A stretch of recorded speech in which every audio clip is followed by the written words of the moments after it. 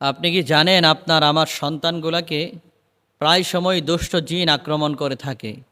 আপনি যদি আপনার সন্তানকে এই দুষ্ট জিনের আক্রমণ থেকে বাঁচাতে চান এবং দেখবেন আপনার সন্তানগুলো প্রায় সময় বিভিন্ন সময় অনেক কান্নাকাটি করে এবং একসাথে কান্নাকাটি এমনভাবে করতে থাকে, কান্না একদম বন্ধই হচ্ছে না, এই ধরনের অবস্থা হয়ে যায়।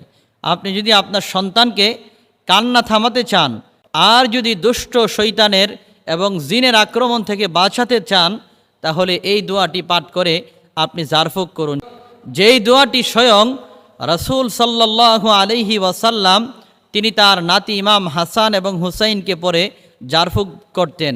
এমনকি এই দোয়াটি আল্লাহর রসুল সহিহ বুখারীর বর্ণনায় বলেন যে এই দোয়াটি স্বয়ং আমাদের জাতির পিতা হযরত ইব্রাহিম আলাইহিস সালাতু ওয়াস সালাম তিনি তার সন্তানদেরকে পরে জারফুক করতেন। দোয়াটি হচ্ছে,